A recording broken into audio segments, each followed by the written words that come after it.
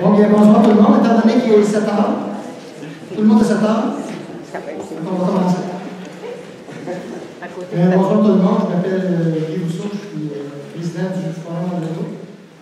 Nicolette Boisrière, je vous remercie beaucoup en passant pour avoir répondu de façon aussi massive. Merci beaucoup de votre présence, c'est très apprécié. Pour ceux qui ne connaîtraient pas le Forum Andréno, parce que des fois, nous autres, on pense que tout le monde connaît ça, mais c'est pas toujours évident. Le Forum Andréno, c'est un mouvement de chrétiens catholiques, majoritairement catholiques, qui a comme mission de faire la promotion de la liberté de pensée et de parole en Église. Pour ce faire, depuis 2006, une trentaine de personnes, 30, 40, de personnes laïques, prêtres, membres de communautés religieuses, élaborent des plans d'action dans le but de développer une pensée éclairée et une parole libre en Église, de proposer le message chrétien de façon pertinente et crédible en rapport avec les aspirations des femmes et des hommes d'aujourd'hui, promouvoir une Église peuple de Dieu accueillant à la différence et valorisant la participation des baptisés, et de soutenir l'espérance au sein des communautés chrétiennes. C'est dans cet esprit qu'il nous a semblé pertinent d'amorcer une réflexion et, s'il le faut, des actions autour du synode sur la famille. Événement qui aura certainement des conséquences importantes sur le discours, sur la doctrine et bien sûr sur la pastorale de l'Église auprès des familles.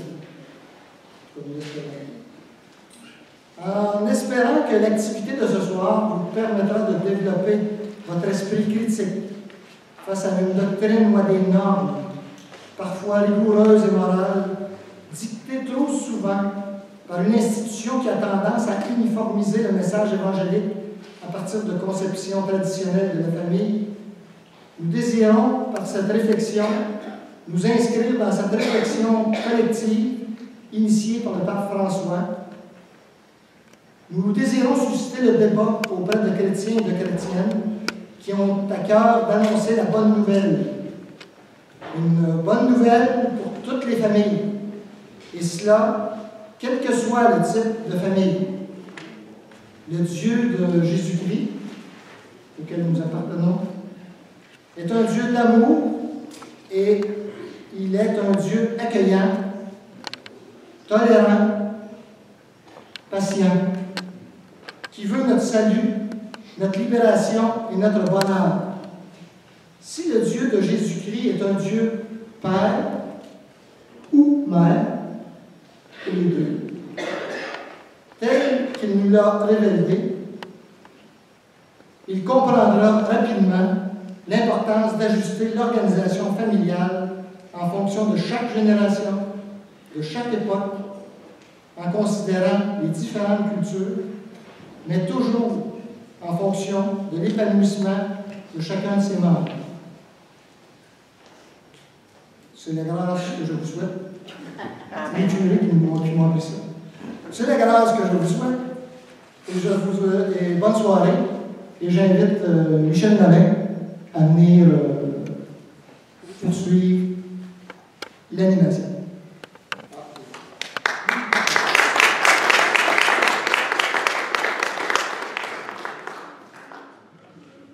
Merci Guy. Peut-être pour vous permettre de vous situer aussi par rapport à cette rencontre, elle a une histoire. Brièvement, c'est qu'à l'automne 2014, le réseau des forums Andréno, parce que nous sommes 7 forums Andréno dans la province, qui forment un réseau, il y a eu l'Assemblée générale. Et lors de cette assemblée-là, il y a eu une décision qui a été prise de réaliser une action commune.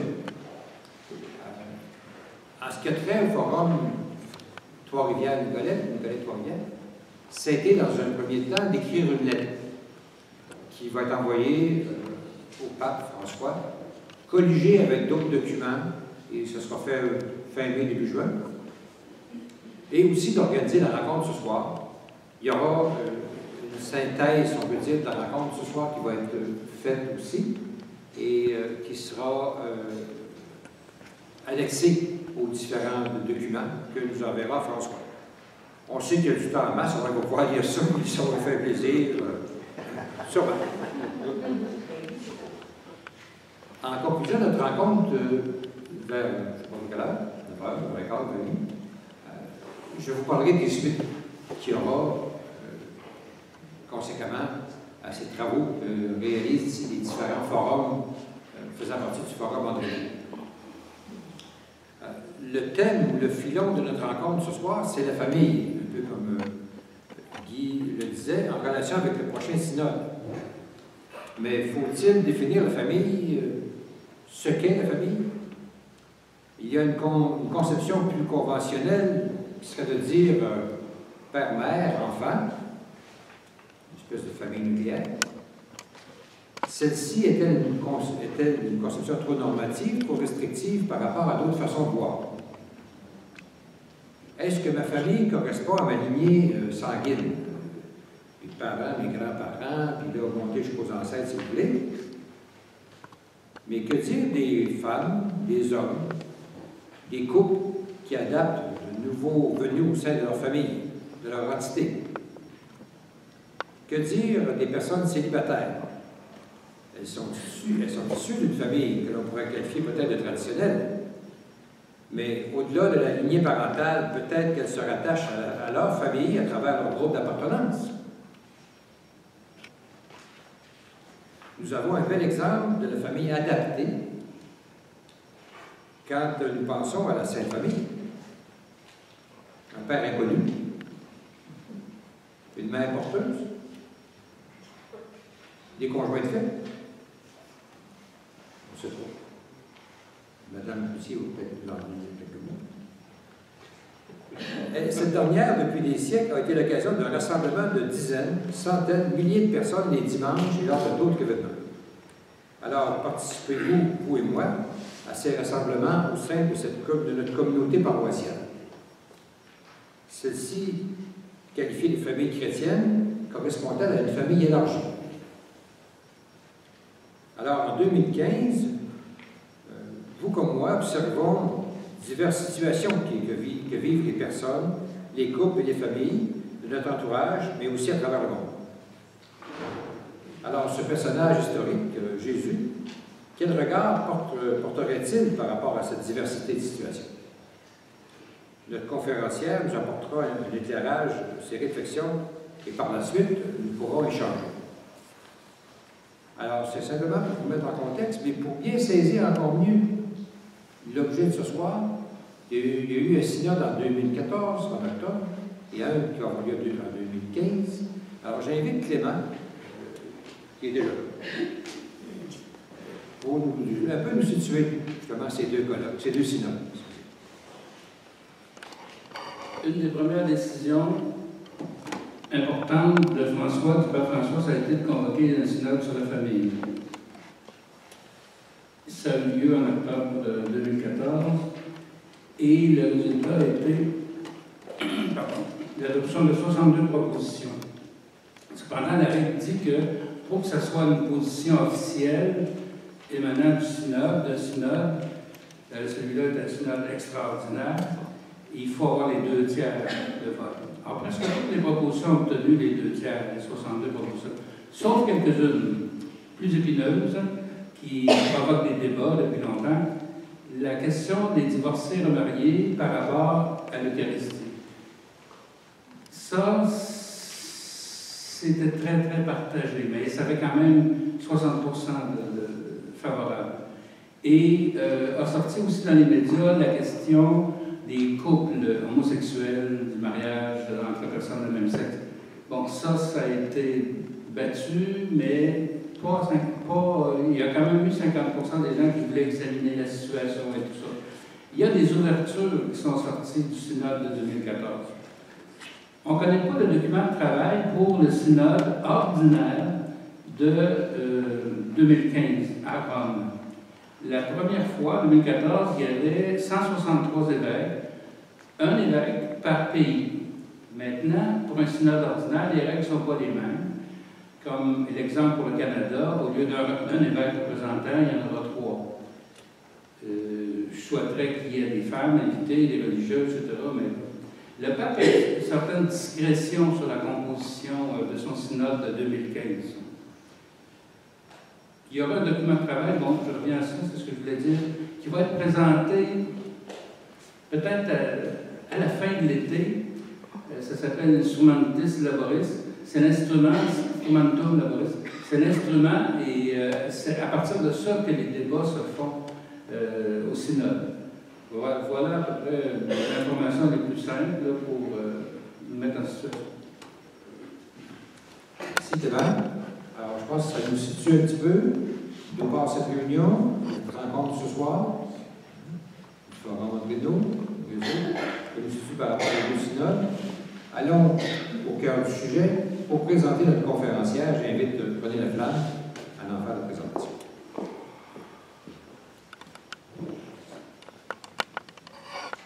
Alors, bonsoir tout le monde. Alors, moi aussi, au nom du Forum Andréno, Nicolet, Trois-Rivières, est-ce qu'on m'entend? Non. Ok, bon, je suis capable de parler fort. C'était fâché. Oui, tout à fait. Alors, comme on vient de le signaler, le thème de la soirée tourne autour de la famille. Alors, nous sommes ici rassemblés, nous tous et nous toutes, pour réfléchir, nous interroger avec notre invitée, Madame Christiane Cloutier-Dupuis, sur les diverses réalités de la famille au 21e siècle, sur son évolution, ses transformations, voire ses ruptures en regard du modèle traditionnel et peut-être de façon un petit peu plus particulière concernant la famille chrétienne et catholique de surcroît. Alors, eu égard aux différentes réalités de la famille actuelle, une question qu'on a déjà mentionnée tantôt, alors une question fondamentale qui fait un peu le thème aussi en même temps, quel regard Jésus porterait-il sur les situations individuelles, de couple et familiales en ce 3e millénaire? C'est sous la lumière des enseignements de Jésus que Mme Cloutier-Dupuis nous invite à réfléchir sur les conséquences directes de ceux-ci pour toute personne se considérant d'abord, est-ce que tout le monde m'entend? Oui. Okay. Se considérant d'abord disciple de Jésus-Christ appartenant à la grande famille catholique. Avant d'entrer dans le vif du sujet, il me fait plaisir de vous donner les différentes facettes de son parcours professionnel. Elle est titulaire d'un baccalauréat SR, d'un baccalauréat en sciences en criminologie, d'une maîtrise en théologie biblique de l'Université de Montréal, d'un doctorat en sciences religieuses avec spécialité en exégèse biblique de l'UQAM. Étant spécialisée en éducation populaire de la foi, elle anime différentes sessions d'éducation, justement, de la foi aux adultes au sein de plusieurs paroisses et divers diocèses de la province. Reliée au Centre Saint-Pierre à Montréal, elle y travaille depuis 21 ans à titre de formatrice spécialisée en Bible et éducation de la foi aux adultes, plus précisément dans le secteur nommé développement personnel et spirituel. Les fidèles auditeurs de Radio Ville-Marie ont depuis 13 ans le plaisir de l'entendre animer une émission sur divers thèmes bibliques. Son émission, pour ceux qui ne l'écouteraient pas, est diffusée cette année tous les vendredis matins à 9h et rediffusée pour les lève-tôt à 5h le matin. Pour Mme Cloutier-Dupuis, 2 éléments essentiels inhérents à son enseignement, et je cite, « Rendre la parole de Dieu vivante aux gens d'aujourd'hui en démystifiant les Écritures et en tenant compte de leur vision du monde en tant que gens de la postmodernité. » Et je ferme les guillemets. Pour nous parler de la famille d'aujourd'hui et des différentes situations, de ces diverses réalités, plus particulièrement de la famille chrétienne et catholique, et de sa relation avec l'enseignement officiel de l'Église catholique, bien sûr, un regard à la fois bibliste, de femmes mariées, de mères et de grand-mères. Alors, à vous toutes et tous, belle soirée.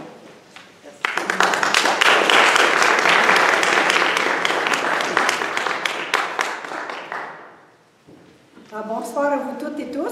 C'est avec beaucoup de plaisir que je suis revenue au centre Jean 23 parce que j'y suis venue pendant 3 ans, toujours au printemps d'ailleurs, pour des formations bibliques que je donnais sur différents thèmes. Alors c'est pour moi un grand plaisir de revenir à Trois-Rivières pour donner cette fois-ci une conférence. Mais une conférence que je trouve très importante, le sujet que l'on m'a confié, c'est quel regard porterait Jésus. Je le dis d'emblée, je ne peux pas m'engager pour Jésus, mais par contre, je sais à peu près comment il pense, parce que ma thèse portait sur son imaginaire, c'est-à-dire sur l'imaginaire de quelqu'un, c'est sa vision du monde, sa vision du monde, de la vie, de Dieu. Donc, c'est notre façon de penser finalement, qui est façonnée à travers les parents que nous avons eus, le lieu où nous habitons. Et ça dépend de les gens que nous avons connus, l'expérience de vie que nous avons. C'est tout ça qui fabrique ou qui structure, je dirais, notre imaginaire. Alors, quel était l'imaginaire de Jésus? Et dans son imaginaire, en fait, son imaginaire, là où on le voit le mieux, c'est dans les paraboles. Parce que quand Jésus raconte des petites histoires, ce sont ses créations littéraires à lui. Et derrière ces créations littéraires qu'il enseigne et qu'il raconte aux gens, parce que Jésus est un conteur, c'est sa vision de Dieu qu'il passe à travers les paraboles, sa vision du monde et sa vision de la vie, sa vision aussi de quel comportement nous pourrions avoir. En même temps, ce soir, il y a une petite partie qui s'appelle « Un savoir qui libère », avant d'entrer de jeu dans comment Jésus, lui, qu'est-ce que Jésus disait, comment Jésus voyait Dieu, comment Jésus voyait le monde, comment Jésus voyait la vie. Et ça répond au questionnement du regard qu'il porterait aujourd'hui, finalement. Je commence par des données théologiques, parce que quand j'ai commencé ma pratique au Centre Saint-Pierre, moi, au départ, j'étais criminologue. Et ce qui m'a fait changer de travail, c'est qu'il y avait beaucoup de suicides d'adolescents et de jeunes de tous les milieux sociaux. Et ça me perturbait et ça me posait question. Je n'arrivais pas à croire que des jeunes puissent se suicider, que des jeunes aient envie de suicider. C'était quelque chose qui me sidérait, qui en même temps m'interpellait beaucoup. Et c'est à cause de ça qu'éventuellement, Attention. Là, c'est-tu correct? Oui, comme ça? Okay. Approchez-le. Bon, alors c'est comme ça qu'éventuellement, j'en suis venue à me tourner, à changer. En tout cas, je me suis dit, je vais aller me chercher un outil. Peut-être que dans les Écritures, la Bible, peut-être que j'y trouverais quelque chose qui m'aiderait à travailler auprès de ces adolescents-là. Et la vie a fait en sorte que je me suis embarquée, j'ai étudié, finalement, je ne me suis jamais retournée travailler comme criminologue. Mais c'est le but, c'était le but de mes études au départ, ça et savoir. Ben, je suis une obsédée du savoir. Et en même temps, au début de ma pratique au Centre Saint-Pierre, je donnais assez régulièrement des retraites et c'était l'âge d'or des retraites, je dirais, achevait, en ce sens que dans les premières retraites que j'ai données au Centre Saint-Pierre, dans certaines églises de Montréal, les églises étaient pleines. Et souvent, à la fin, les retraites duraient quelques soirs, mais à chaque soir, c'était la même chose. Des gens venaient me rencontrer, c'était toujours des gens dans la cinquantaine, puis ça pouvait aller dans les 70 ans et plus. Et la question que les gens me posaient, ce qui hantait la plupart de ces gens-là, c'était: est-ce que ma fille, est-ce que mon fils va aller au ciel? Est-ce que mes petits-enfants vont aller au ciel? Donc, il me racontait à voix basse et avec beaucoup de peine, que le fils était divorcé, avait refait sa vie. La fille était pas divorcée, mais vivant en concubinage, hein, c'était le terme qu'on utilisait. Aujourd'hui, on dit des conjoints de fait. Les enfants pas baptisés, enfin. Toutes ces questions-là, et je voyais que ça leur tenait tellement à cœur que ça les faisait mourir l'idée que leurs enfants iraient en enfer parce qu'ils étaient divorcés, remariés, ou bien parce qu'ils n'étaient pas mariés, etc. Et je vais vous donner les réponses que je faisais. Heureusement, je venais juste de finir toutes mes études, puis j'étais à point, donc j'avais le savoir qu'il fallait. En fait, le deuxième but, je dirais le premier but qui prévalait peut-être même avant le suicide des jeunes, pour lequel je me disais peut-être que la Bible m'aiderait, c'est que je me suis juré que je serais assez, que plus jamais, jamais, jamais aucun homme de notre Église réussirait à me flouer par un enseignement quelconque. Parce que dans les Écritures, vous êtes à la source. Plus vous connaissez les Écritures, moins on peut vous contrôler. Je n'ai pas dit l'expression qui me serait venue naturellement. Alors, pour commencer, je vais me servir de Hans Küng. Je suis allée côté d'Andreno parce que je l'ai eu comme prof à l'université.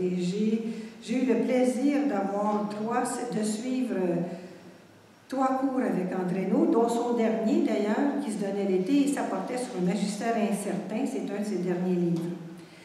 Donc, avant d'entrer de jeu, ce qui est absolument important, c'est une réflexion sur l'être chrétien à partir de la définition de Hans Küng. Dans son livre « Jésus », paru en français en 2014. Je l'ai apporté ici pour que, bon, si vous voulez le voir, Hans Küng, ça s'appelle Jésus. Bon, ça apparaît en 2014.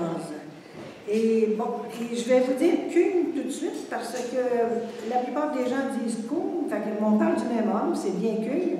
C'est juste qu'en allemand, quand le U a un petit tréma, là, une laute en allemand, les deux petits points, là, il faut prononcer le U vraiment un U. Puis en allemand, quand tu n'as pas le petit tréma, tu le prononces en O. Alors la plupart des gens disent Küng, mais il faut dire Hans Küng. Bon, ceci étant dit, je vous donne sa définition. Il va dire un chrétien, celui qui, sur son chemin de vie totalement personnel, s'efforce de se laisser guider en pratique selon le Christ Jésus.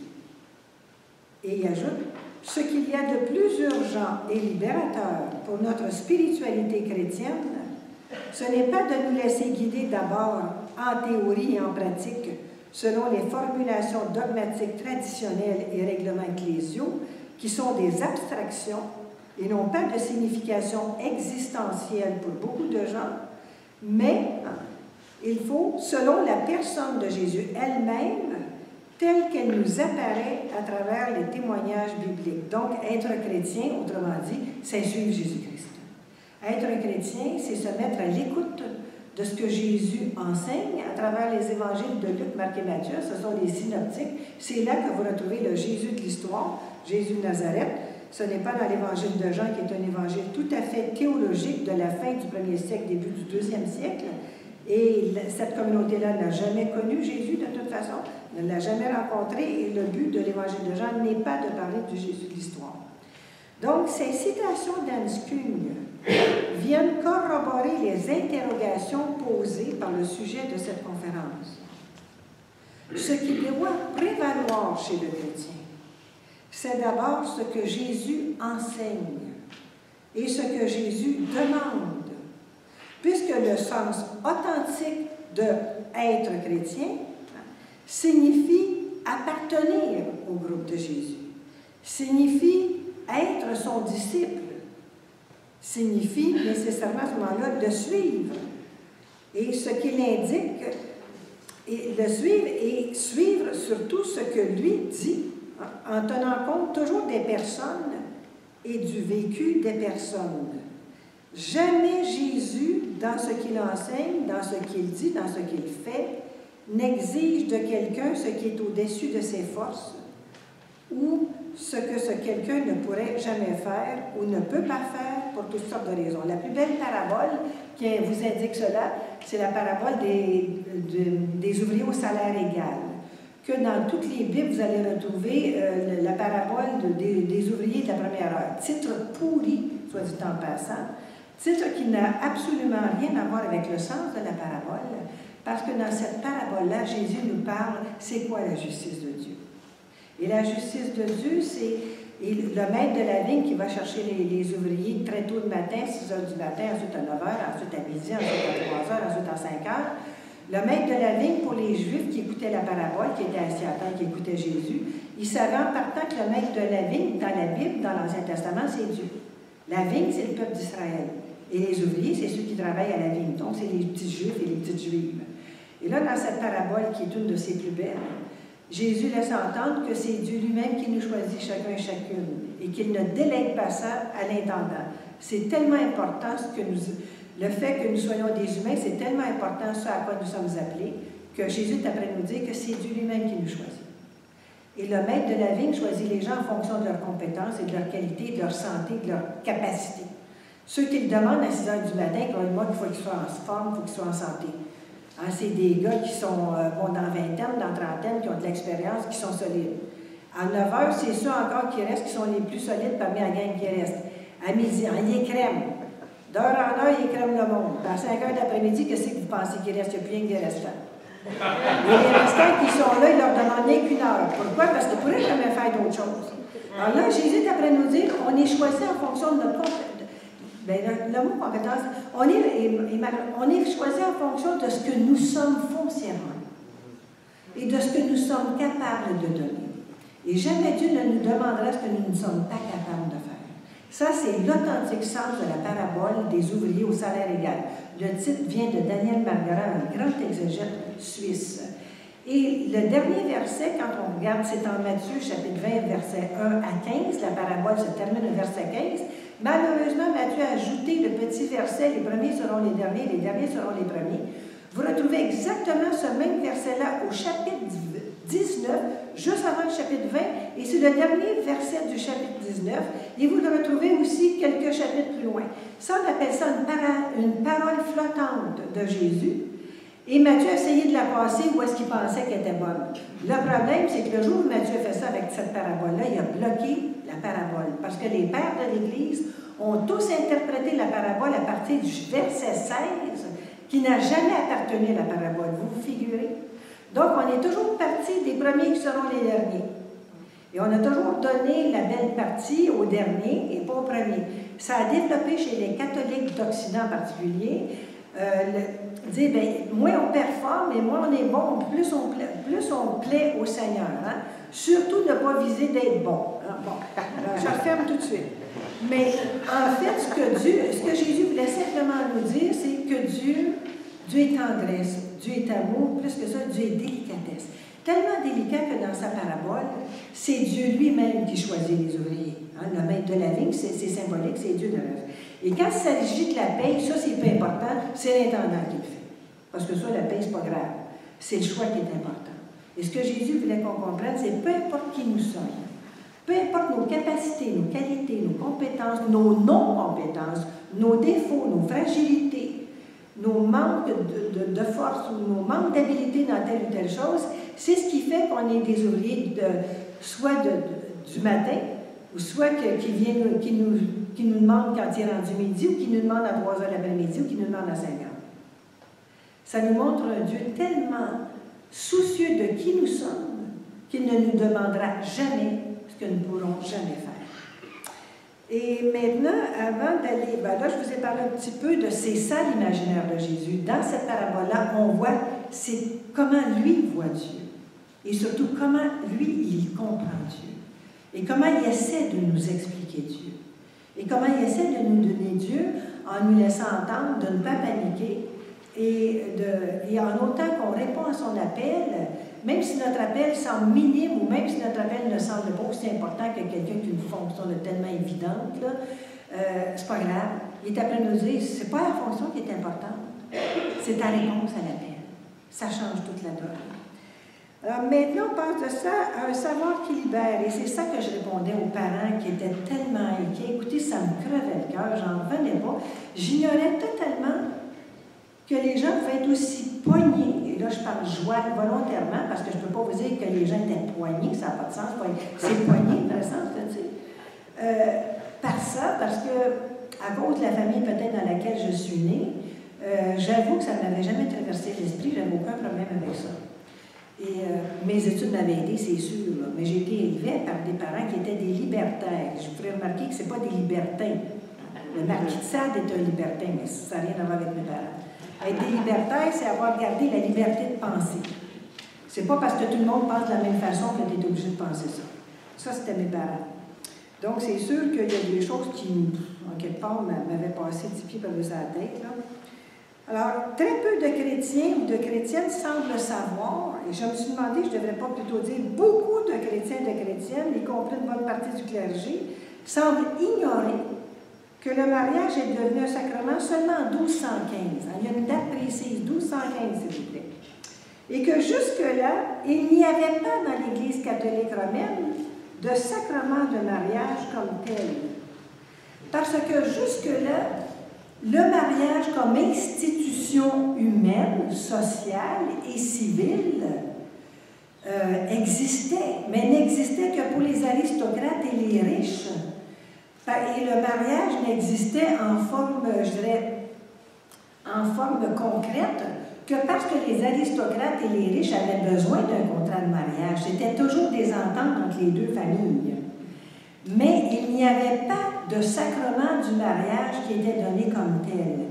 Et quand le sacrement du mariage est né, ce n'était que pour les aristocrates et les riches, parce que probablement que 85% de la population au Moyen-Âge en Europe, c'était des serfs, S-E-R-F-S, les esclaves chrétiens, autrement dit. Les serfs qui étaient totalement analphabètes et totalement pauvres. Donc, pour eux autres, le mariage était une impossibilité, il n'y avait pas une scène. Or, pour se marier, il fallait que tu payes. Donc, le mariage était d'abord pour les aristocrates et les riches. Et alors, les serfs étaient considérés par l'Église comme des gens mariés à partir du moment qu'un homme et une femme décidaient de vivre ensemble. Curieusement, on ne les voyait absolument pas comme des à côté, ni comme des gens qui s'en allaient en enfer. Alors, je disais aux gens, relaxez, chose, pendant 11 siècles, il n'y en a pas eu le sacrement du mariage. Les pauvres ne se mariaient pas, ils vivaient ensemble, puis l'Église les considérait comme mariés parce qu'ils vivaient ensemble. Là, relaxez, là, respirez par le nez, là.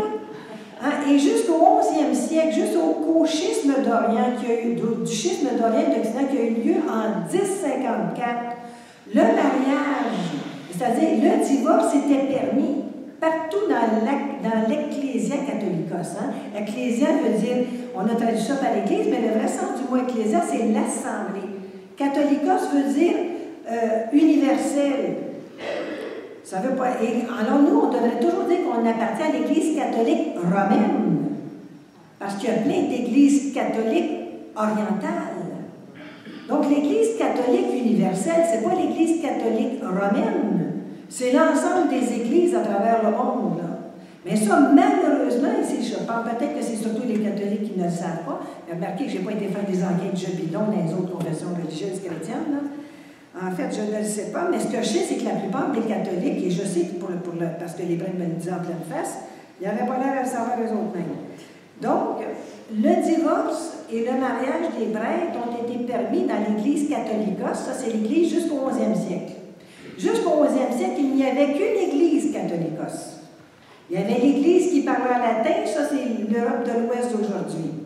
Et ce qui est devenu l'Église catholique romaine. Et il y avait les églises dans le monde, dans l'Asie mineure du temps, pas du Moyen-Orient d'aujourd'hui. Et celles-là, on l'appelait, c'était les églises catholiques orientales. Mais toutes ces églises-là ne formaient qu'une église catholicos. L'Ecclésia catholicos, c'était toutes ces églises-là. Et en Orient, les églises du côté oriental, la langue liturgique, c'était le grec. Mais toutes ces églises-là formaient l'Ecclésia, formaient l'Église catholicos. Après le schisme, l'Église catholique romaine a gardé le terme catholicos. Des fois, je me pose des questions, elle aurait dû se contenter l'Église romaine, puis les autres, les églises orientales.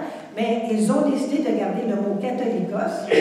Dans le fond, c'est devenu vrai, parce qu'on est rendu partout, de toute façon. Et autant les églises catholicos orientales que catholicos latines. Mais ça, je pense que c'est très important de savoir ça. C'est un savoir, c'est ça que j'appelle le savoir qui libère. Hein?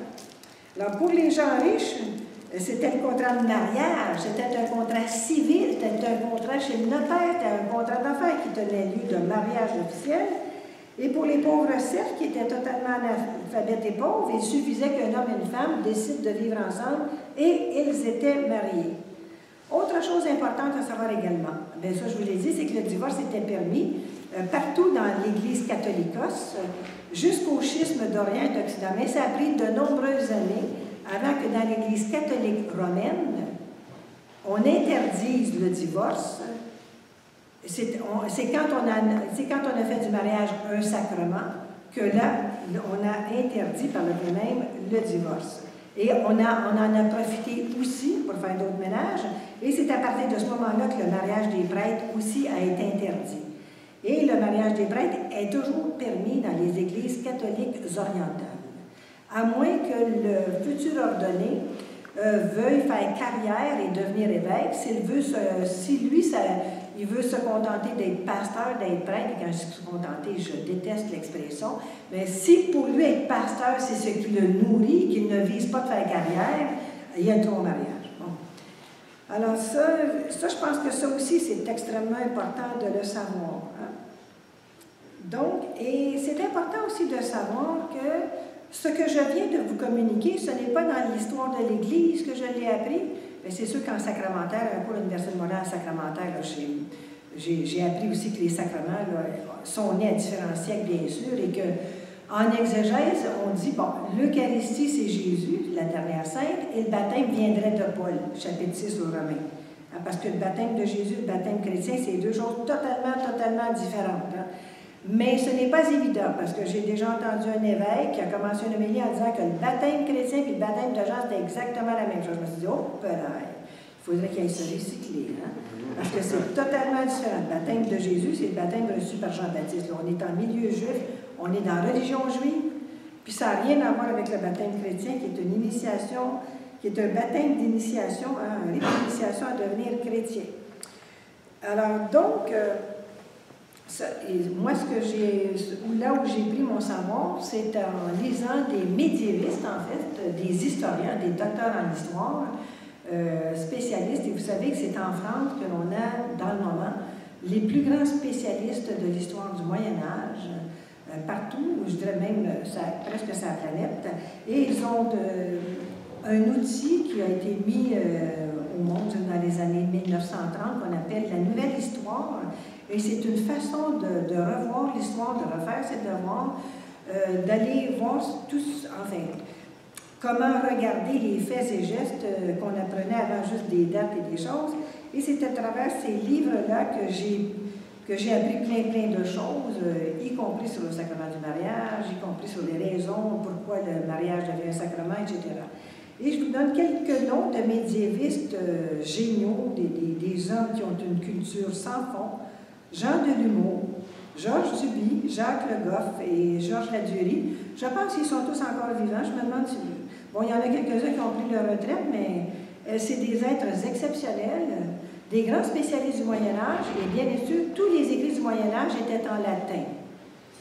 Et tous les écrits du Moyen-Âge ont tous été rédigés par des clercs et qui parlaient en grande partie de ce qui se passait dans l'Église et de ce qu'on faisait dans l'Église, parce que qu'est-ce qui intéresse un clerc? C'est l'histoire de l'Église. C'était pas l'histoire des cerfs qui les intéressait. Hein? Alors, c'est pour ça que ces médiévistes-là sont des mines d'or pour savoir plein de choses sur notre Église en particulier, parce que ce qu'ils étudient, c'est le Moyen-Âge en Occident, bien sûr. Alors, et ça, c'est grâce au savoir et c'est grâce aux universités qui sont nées, je dirais, pour le monde ordinaire. Bon, il y a eu quelques personnes de très éclairées au 17e siècle, encore plus au siècle des Lumières au 18e siècle, mais les universités comme telles sont surtout nées au 19e siècle et beaucoup au 20e siècle. Et la plupart des gens ignorent que les facultés de théologie sont nées après Vatican II.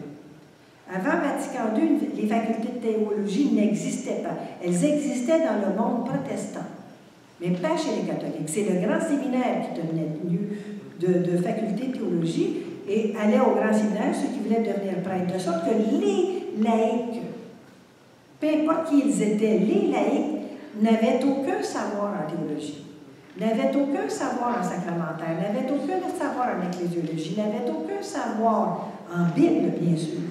Et ce n'est qu'après Vatican II qu'on commence à avoir des docteurs laïcs, des docteurs en morale, des docteurs en sacramentaire, des docteurs en exégèse. C'est juste après Vatican II. Et c'est depuis qu'il y a des hommes et des femmes laïcs qui possèdent le même savoir que leur vis-à-vis que ça a commencé à brasser, parce que là, on le sait, nous autres, ce que ça veut dire, nous autres aussi. Alors, on a les mêmes outils, parfois on a plus de connaissances, alors on est capable de brasser la cage, je dirais. Mais disons qu'on le fait poliment, par exemple, et gentiment. Mais, et ce qui est très frappant, c'est que ceux qui sont spécialisés en Bible, en exégèse, nous avons, et je ne suis pas la seule, là, pour les Pascalix, parce que c'est une femme, mais n'importe quel père, je dirais père de communauté, en particulier dominicain, nous avons cette liberté de penser que souvent les théologiens qui ont des doctorats n'ont pas nécessairement. Pourquoi? Parce que ce sont dans les Écritures que nous savons, dans les Écritures, nous sommes à la source. Et nous, c'est sûr qu'on parle avec la langue dans laquelle c'est écrit, le temps remet en contexte. Et les deux effets, je pense, les plus qui viennent peut-être avec le temps, mais qui sont les plus forts, c'est des effets libérateurs et des effets guérissants. Et ça enlève toute peur de Dieu, toute peur de n'importe quoi ou presque. Et ça nous remet debout aussi, ça nous donne une sorte de liberté intérieure que personne ne peut arriver à faire disparaître, je pense. On devient libre. On devient viscéralement libre. Et justement, au cours de toutes ces études-là aussi, grâce à tous ces médiévistes-là, finalement, on peut remonter à toute l'histoire aussi qui concerne le péché, parce qu'on est venu aussi dans la part avec certains péchés. Alors, le péché originel est né sous la plume d'Augustin en 413 avant Jésus-Christ.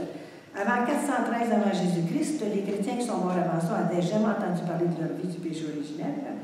Et les péchés, bon, le péché a toujours existé, bien sûr, mais quand on a commencé à les cataloguiser, à les cataloguer, à leur donner des noms, à leur donner une hiérarchie, ça s'est fait au 5e siècle, sous la gouverne en particulier de Grégoire le Grand, le pape. Et là, vous avez eu, mais sans compter une multitude de pères de l'Église, hein, là, ils ont sauté là-dessus comme des chiens sur un os. Là, c'était la jouissance totale. Et c'est à cette période-là que sont nés les péchés mortels, qu'on a commencé à faire des différences. Péché véniel, péché mortel, péché capitaux. À partir, bon, et bien sûr, il y avait le péché originel. Mais ce que les chrétiens de l'Église catholique romaine ne savent pas, c'est que les églises catholiques orientales n'ont jamais eu le dogme du péché originel parce qu'elles l'ont toujours refusé, le trouvant inhumain. Donc, les catholiques orientaux, aussi catholiques que nous, n'ont jamais eu à croire au dogme du péché originel. Et je ne pense pas qu'ils aient sauté à bras raccourcis autant dans les péchés à ce point-là. Et bon, alors je pense que c'est suffisant. Ça, je trouve que c'est le savoir qui libère, mais je crois que j'en ai dit assez. J'espère que ça ne vous donnera pas aucune indigestion, parce que curieusement, il y a des gens pour qui ce savoir-là ne libère pas, mais rend plutôt malade. Bon, je comprends, je respecte, là, et je vous ai lancé 2-3 affaires très vite. C'est sûr que je ne suis pas ici, là, ma conférence ne porte même pas là-dessus. Là. Mais c'est pour vous donner les présupposés, parce que c'est toute la question des familles, puis de qui va avoir le droit à l'hostie, la rondelle quasiment, qui a droit, qui n'a pas droit, là, ça n'a pas de sens. Là, on a fait d'une hostie, ce qui devrait être la scène finalement, on en a fait presque une récompense au mérite. Tu vis selon les règles, tu as droit à l'hostie. Tu ne vis pas selon les règles que nous on établit, tu n'as pas droit à l'hostie, ça n'a pas de sens. Là. Alors ça, c'est récompense bonbon, là, récompense punition. Là. À quel âge on fait ça dans les maisons? Là? Ils ont quel âge les gens habituellement? Hein? C'est ça d'autre d'habitude quand on agit comme ça. Hein? Bon. Il y a une limite à l'infantilisme. Ça relève carrément de l'infantilisme. Est-ce qu'on peut devenir adulte et mature au niveau de notre foi? Oui. Est-ce qu'on peut devenir autonome, mais pas n'importe quelle autonomie? Est-ce qu'on peut devenir des chrétiens adultes, matures, viscéralement croyants, mais avec une liberté de penser, non pas parce qu'on s'arroge le droit de penser n'importe quoi, mais une liberté de penser basée sur ce que Jésus, lui, a enseigné. Et basée sur ce que Jésus, lui, a a dit. Et être chrétien, c'est pour ça que je vous ai lu la définition tantôt, être chrétien authentique. Je pense qu'ajouter le mot authentique est très important parce que n'importe qui peut se dire chrétien et n'importe qui peut se dire catholique, aller à la messe tous les dimanches. Mais être catholique et être chrétien, à mon sens, c'est deux choses qui peuvent être différentes. Être catholique, c'est suivre tout ce que l'Église peut t'enseigner, ça peut être aller à la messe tous les dimanches. Mais être chrétien, c'est suivre Jésus-Christ. Le terme chrétien, c'est un surnom qu'on a donné. On retrouve ça dans le livre des Actes. La première fois, c'était à Antioche que des chrétiens se sont fait traiter de chrétiens. C'était un surnom et c'était tout à fait négatif. C'était dans le sens où eux autres appartiennent à la gang à Christos. Parce qu'au son, Christos avait viré en Christos. La plupart des chrétiens étaient ignorants, analphabètes. Puis tu sais, quand tu parles au son, tu déformes les mots. Alors en grec, Christ, en grec, c'est Christos. En fait, Christ en français, ça vient de Christos. C'est la même chose que Messia ou Messie, ça veut dire celui qui a reçu l'onction. Mais Christos, au son, ça a viré en Christos.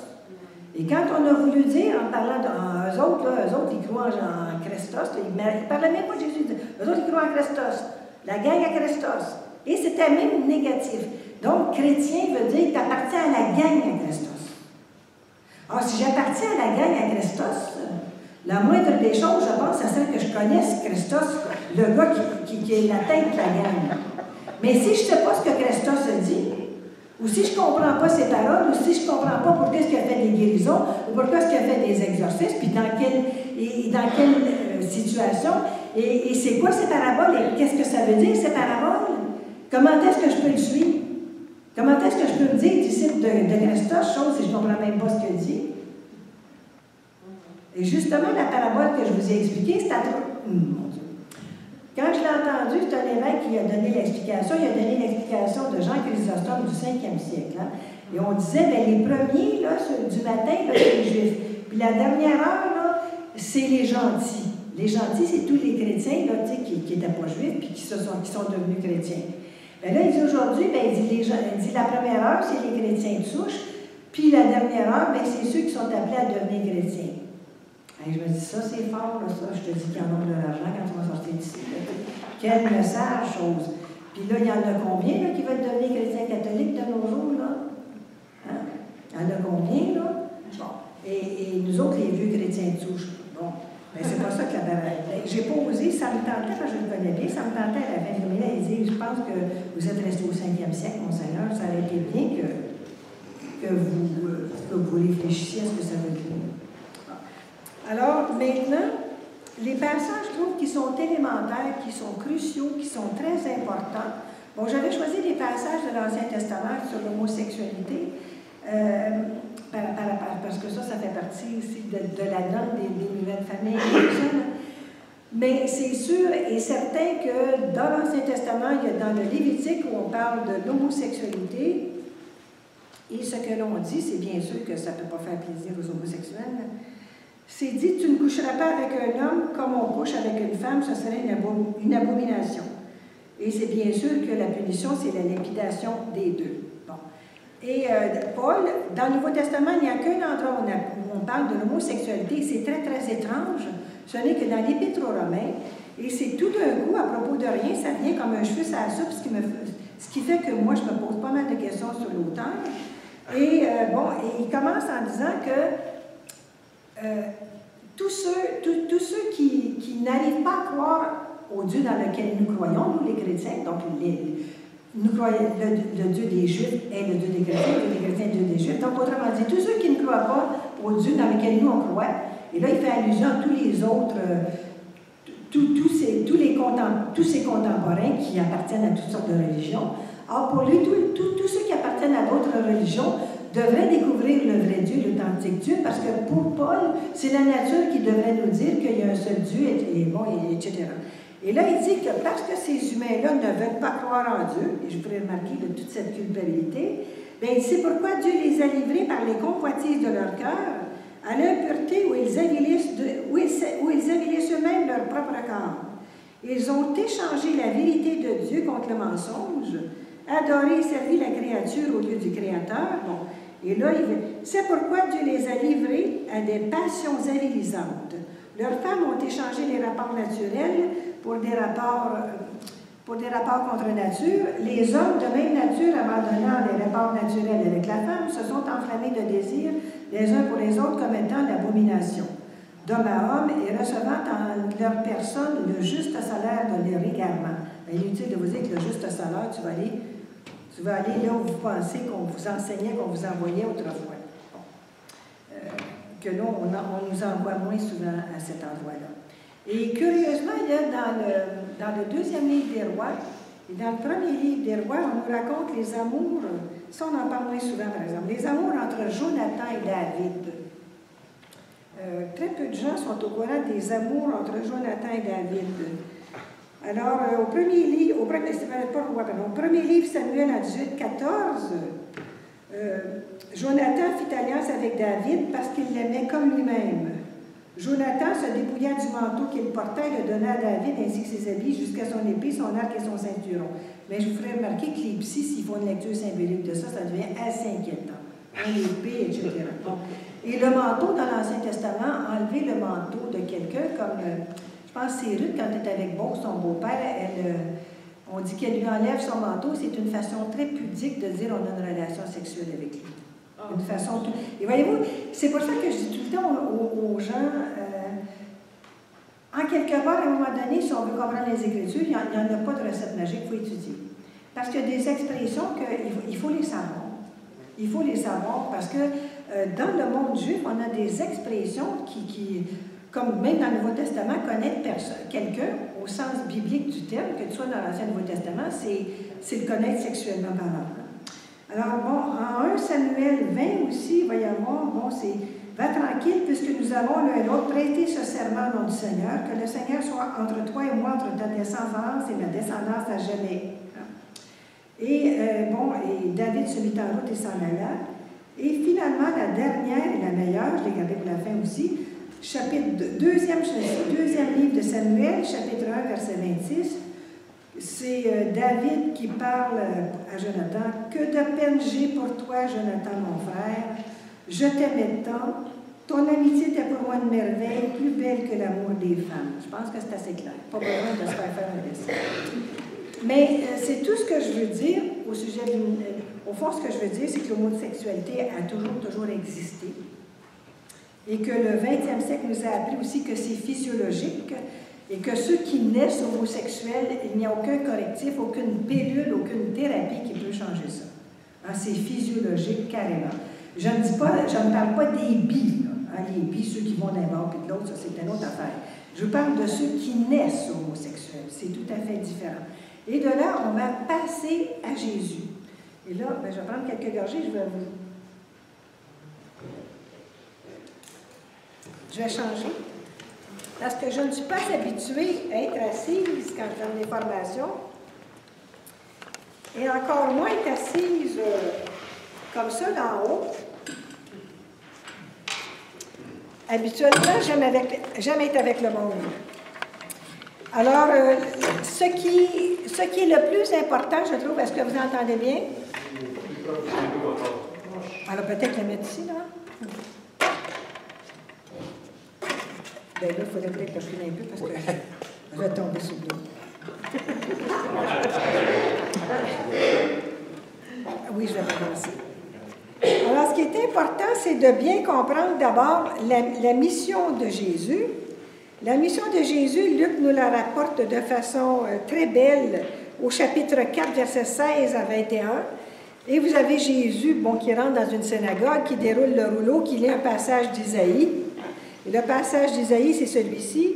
« L'Esprit du Seigneur est sur moi, parce qu'il m'a conféré l'onction pour annoncer la bonne nouvelle aux petits. Il m'a envoyé proclamer aux captifs la libération et aux aveugles le retour à la vue, renvoyer les opprimés en liberté, proclamer une année d'accueil par le Seigneur. » Et là, Jésus roule le rouleau, le donne aux servants, et Jésus leur dit, « Aujourd'hui, cette écriture est accomplie pour vous qui l'entendez. » Alors, d'entrée de jeu, Jésus dit que sa mission concerne les petits. On traduit toujours par pauvre, mais le terme est inexact. C'est le terme hébraïque, anawim. Les anawim, c'est les petits. Les petits, c'est toutes les personnes, en quelque part, pour Jésus, qui ont un manque. Toutes les personnes qui sont capables d'être conscientes qu'elles ont besoin de Dieu en quelque part. Donc, pour Jésus, un petit, c'est quelqu'un qui, il peut être riche, il peut être pétant de santé, il peut être extrêmement intelligent, mais si malgré tout ce qu'il peut avoir, si il se dit, moi, j'ai besoin de Dieu dans ma vie, pour Jésus, c'est ça un petit. C'est toutes les personnes qui sont capables de reconnaître qu'elles ont besoin de Dieu dans leur vie. Et qui, justement, qui considèrent qu'elles n'ont pas le contrôle de leur vie et que ce n'est pas ce qu'elles sont qui règle tous les problèmes, mais que c'est être ouvert à la question de Dieu. Alors, c'est pour ça que sa mission est tellement importante. Il dit qu'il vient proclamer la bonne nouvelle aux pauvres. Et en même temps, il va dire, je suis venu proclamer une année d'accueil par le Seigneur. Alors, une année d'accueil par le Seigneur, ça signifie que ce n'est pas nous qui allons vers le Seigneur, mais c'est le Seigneur qui vient vers nous. C'est la grande proclamation de Jésus, de l'histoire de Jésus Nazareth. Croyez à la bonne nouvelle de Dieu. Marc, chapitre 1, verset 14. Quand Jésus revient du désert, la première chose qu'il dit aux gens, croyez à la bonne nouvelle de Dieu. Le temps est accompli, le règne de Dieu est arrivé jusqu'à vous. Au temps de Jésus, on se pensait à la fin d'un temps, non pas à la fin du monde, mais à la fin d'un temps, et au début d'un temps nouveau qui serait le temps de Dieu. Alors Jésus leur dit, voici, le temps est accompli, le temps de Dieu est arrivé. Et le temps de Dieu pour Jésus, c'est ce temps tout à fait extraordinaire. Nous sommes toujours dans ce temps de Dieu. C'est ce temps extraordinaire où c'est Dieu qui vient vers chaque personne. Où ce n'est pas nous qui avons des efforts à faire, mais c'est Dieu qui se présente à nous. Et cette proclamation-là, Jésus la trouvait essentielle, fondamentale. Et ça a été la proclamation de sa vie. C'était sa grande proclamation. Et tous ces gestes de guérison et de libération sont faits en fonction de Dieu est arrivé jusqu'à vous. Quand Jésus guérit quelqu'un dans son corps, c'est une façon tout à fait concrète de montrer à la personne que c'est vrai que Dieu est arrivé jusqu'à elle et que pour montrer aux gens qui sont autour que quand lui, Jésus de Nazareth, dit aux gens, croyez à la bonne nouvelle de Dieu, croyez que Dieu vient jusqu'à vous, bien, c'est dire, regardez, quand je le dis, c'est vrai. Et quand Jésus libère des gens, fait des exorcismes, c'est le même principe. C'est une façon tout à fait concrète de montrer que Dieu arrive chez telle ou telle personne. Et que c'est ça l'arrivée de Dieu chez quelqu'un ou dans le cœur de quelqu'un. Alors, il pose des gestes tout à fait concrets. Alors, c'est pour ça qu'en exégèse, on dit que la proclamation de Jésus, c'est à la fois ses paroles et ses gestes. On ne peut pas séparer les gestes des paroles ou les paroles des gestes. Ça n'a pas de sens. Les paroles de Jésus sont crédibles et peuvent être crues par les gens parce que les gestes qu'il pose viennent accréditer la parole qu'il donne. Si Jésus s'était contenté de dire « Dieu est arrivé jusqu'à vous, Dieu est arrivé jusqu'à vous », puis il n'avait jamais rien fait, il aurait peut-être pu finir par dire « Change de 10 choses, ça fait assez longtemps qu'on t'a entendu. » Tu sais, c'est bien beau de dire « Dieu est arrivé jusqu'à vous », puis ça ne change rien. Mais il disait « Dieu est arrivé jusqu'à vous », puis il guérissait des gens. Donc, les gens étaient témoins que quand Jésus parlait, la parole se réalisait. Donc, quand Jésus pouvait leur dire « Dieu est arrivé jusqu'à vous », ce n'était pas que des mots, ce n'était pas des choses vides, ça. Qu'il pouvait le démontrer régulièrement que Dieu arrivait chez des personnes. Mais Jésus, bien sûr, l'arrivée de Dieu chez des personnes ne se faisait pas, je dirais, dans les corps. J'ai le coup de dire, tout le monde n'est pas malade physiquement, Dieu merci, là, tu sais. Il y a plein de gens qui sont en santé, là. Il y a plein d'enfants qui sont en santé, il y a plein de jeunes qui sont en santé, il y a plein de personnes, des trentenaires, comment on les appelle les autres, les cadrans, la quarantaine, en tout cas les quarantaines, et puis en montant, là, il y en a plein aussi qui sont en santé, tu sais. Donc, tu n'as pas... Qu'est-ce que vous voulez? finissez Ah, votre phrase. mon Dieu. Attends. Autrement dit, si on est en santé, est-ce que ça veut dire que Dieu ne viendra pas jusqu'à nous? Voyons donc. Alors Jésus, quand il dit Dieu t'est arrivé jusqu'à vous, Jésus sous-entend